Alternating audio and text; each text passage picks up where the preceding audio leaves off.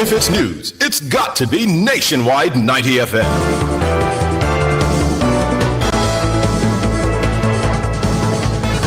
Now to the details.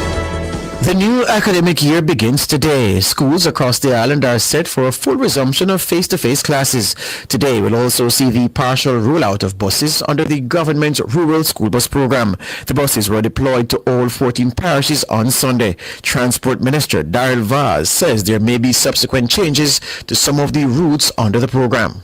I'm pleased to indicate that 60 buses promised to roll out on the 8th of September have now been dispatched to the various parishes and are ready for Monday morning. What I can say is that the routes and the times that have been scheduled so far are not in stone. We will review them in the week based on obviously the logistical challenges that may be faced based on times and routes, and we are open to changes. These have been designated by the Ministry of Education, but we will take stakeholder advice based on what happens this week.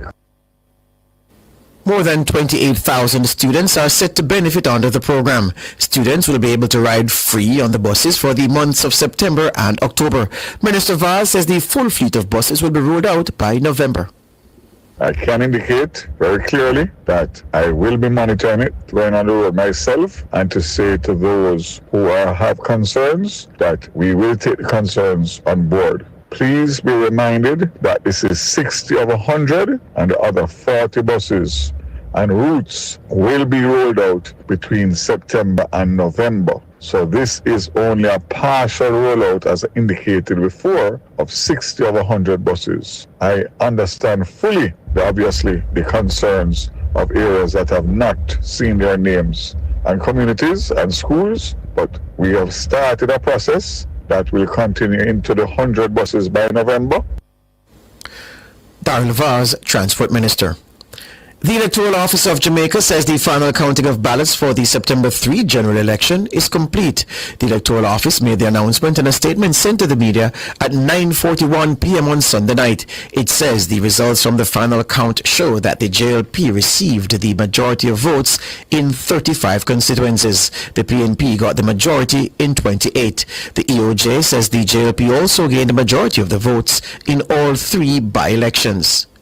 Meanwhile, the Electoral Office has affirmed that all 7,294 general election ballot boxes have been accounted for. This is in addition to the 109 local government by-election boxes.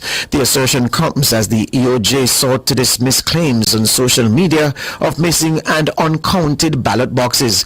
According to the EOJ, the preliminary count of ballots on election night happened in the presence of indoor agents representing at least 2 candidates or political parties, and in some cases in the presence of election observers. It says ballot boxes were accompanied by indoor agents and escorted by the police to the counting centers. The office is urging all candidates who wish to lodge complaints or objections to use the legal channels of recourse available. The Director of Elections, Glassport Brown, says all election day workers went through extensive training leading up to last Wednesday's general election. This as many electors complained of severe delays as they attempted to vote at several polling locations across the island. We do carry our election day worker through an extensive training process. The process starts from person applying to us, we do the necessary screening, etc. And every one of our workers went through 6 sessions, 6 3-hour sessions of training. And beyond that, they're given a training manual. They also have a training video that they can watch and continue the training process online. So we do train our persons. We do train them extensively. On Wednesday, several voters shared their discontent with long lines and extended delays at some polling stations. Some said they waited for up to 3 hours before being able to cast their ballot. Brown says the long lines were a result of a significant number of electors who turned up without their voter ID card. A number of persons, young and old, middle-aged, etc., came to the polling station without their voter's ID. When that happens, it means that you have to go through a longer process. So every additional minute that you spend at the presiding officer's desk, it adds additional minutes to the line. But beyond that, we're basically doing a review across the island to try and pinpoint exactly what would have contributed to some of the delays. That report is being done. We can shout out, we'll have a report and we'll sort to release our findings. Glasspool Brown, Director of Elections. The opposition PNP has expressed concern about what it says are widespread reports of vote buying and voter suppression in the September 3 general election. Donna Scott Motley is the PNP's campaign spokesman. The long delays for voters at so many polling stations and the refusal to allow persons in line at 5 p.m. to vote are also cause for concern. These practices strike at the very heart of our democracy, undermining the right of every Jamaican to freely choose their representatives without fear or inducement. While we respect the will of the people, we cannot ignore the corrosive effect of these illegal and immoral actions on public trust in the electoral process. According to Scott Motley, the PNP stands firm in defending the rights of Jamaicans to vote without intimidation. She says a press conference will be held once the party gathers sufficient data on the claims of voter suppression. We call on the Electoral Commission, law enforcement, and civil society to take decisive steps to confront and eradicate these practices. We will use every platform available to promote critical reforms to our electoral laws to address these practices that undermine our democracy. Our democracy is too precious to be sold or stolen, and the PNP will continue to stand firm in defense of the Jamaican people's right to vote freely and without intimidation or coercion. Donald Scott Motley, PNP campaign spokesman. Meanwhile, the JLP's spokesperson, Kamina Johnson-Smith, says the PNP statement serves as confirmation that the Mark Golding-led party has not learned the lessons taught to them by Jamaicans. The Jamaica Labour Party finds the statement issued by the PNP in respect of the electoral processes to be highly disappointing, and one that demonstrates that the Mark Golding-led party still has not learned that manufactured narratives and political mischief and lies will not win the hearts or trust of the Jamaican people. Johnson-Smith says the JLP is looking into feedback from its candidates regarding allegations of improper conduct by the PNP. There are at least 2 videos circulating on social media showing persons recording a video of themselves marking the ballot at the polling booth inside the polling station on election day. In one of the videos, a person can be seen recording the marking of the X beside the name of the PNP's candidate in central Clarendon. The individual holds up the ballot to make their voting decision clear to the camera. The person then folds the ballot and takes it to the presiding officer, who tears a strip from it before placing it inside the ballot box. Johnson-Smith says despite the allegations of voter fraud, the bodies that observed the last Wednesday's election have delivered positive reports. Jamaica's electoral processes and our tradition of peaceful transition of power, they continue to be models for developed and developing countries alike, and should therefore remain a source of pride for all Jamaican people, even as we know that there is always room for improvement and that we should always be vigilant. We should always be vigilant about any activities which could put our democracy at risk. And in this regard, I point to the preliminary reports of both the OAS and the CARICOM electoral missions, which have been entirely positive. Kamina Johnson-Smith, JLP spokesperson. The JLP's Donovan Williams says he was unperturbed on election night by the preliminary result, which showed he had lost his Central Kingston seat to the PNP's Steve McGregor. The seat was called for McGregor on election night, with the ex-policeman said to have won with a 12-vote majority. But the official count on Friday night highlighted errors in how votes cast in specific polling divisions were incorrectly attributed to the 3 candidates. Williams said he was never nervous about his destiny. Well, I'm overjoyed. I'm feeling satisfied and accomplished that, the correct results have been certified now. I always knew I'm the winner. It was just a matter of time.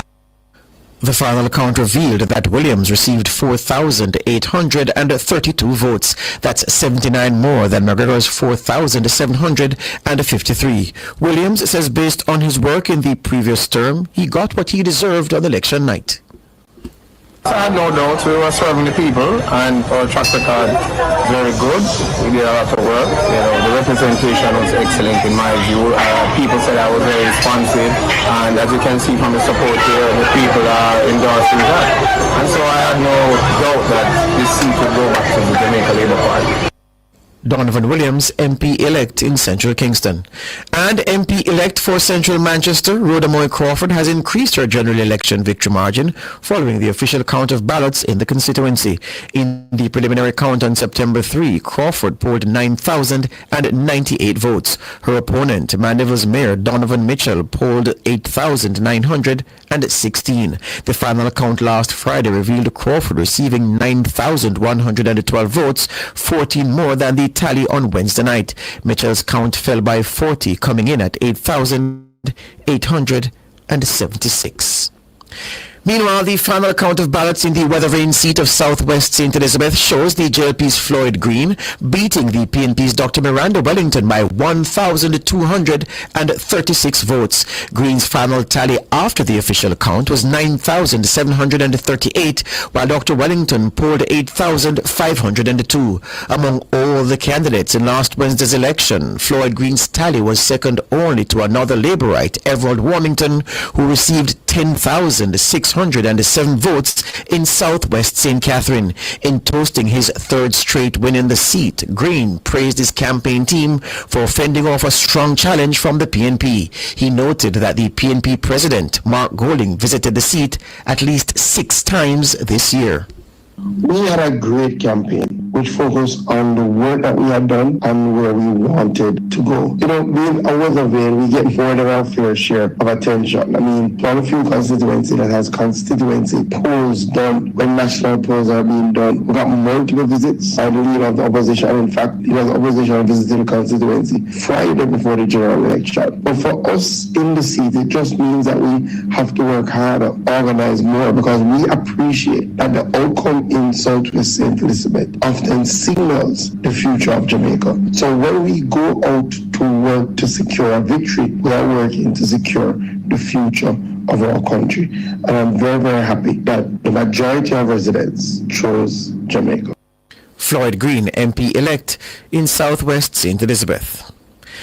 Nationwide News understands that the Kingston and St. Andrew Municipal Corporation, KSAMC, is to make a statement on Tuesday regarding the removal of billboards and party paraphernalia in and around the country's capital following the September 3 general election.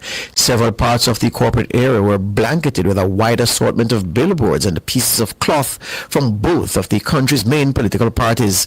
The campaign material remains in place. The town of Porus in Manchester has found itself under a new curfew following the discovery of 2 bodies with gunshot wounds in separate incidents. On Sunday, residents of Ramble District stumbled on the decomposing body of 33-year-old Orain Kelsey, otherwise called Bad Bush, on the roadway about 9:30 in the morning. The discovery came 4 days after the body of 29-year-old Jerona Walsh was found in the streets of Porus. That discovery was made about 9:42 p.m. on Wednesday following the general election. The body had a gunshot wound to the head. Nationwide News understands the men are related. The curfew took effect at 6 p.m. on Sunday and is said to be in force for 48 hours until 6 p.m. on Tuesday, September 9. The boundaries extend from the intersection of the Toll Road and Melrose District to a section of the Porus Main Road in the vicinity of Barnett Street. It includes the communities of Redbury and Broadleaf. Porus was among several communities across the island that were under a months-long series of rolling curfews earlier this year. The police said they were part of measures to keep a lid on crime in the respective areas. Overseas news now. 2 Palestinian gunmen opened fire at a bus stop on the outskirts of Jerusalem on Monday, killing 6 people in what police described as a terrorist attack. Israel's ambulance service identified 5 of the victims as a 50-year-old man, a woman in her 50s, and 3 men in their 30s. It said 11 other people suffered injuries, including 6 who were in serious condition with gunshot wounds. Israel's Foreign Minister Gideon Saar said a 6th person had died and that the gunmen were Palestinians from the Israeli-occupied West Bank. Palestinian militant group Hamas praised the 2 Palestinian resistance fighters who it said had carried out the attack but stopped short of claiming responsibility. Islamic Jihad, another Palestinian militant group, also praised the shooting. That's the news.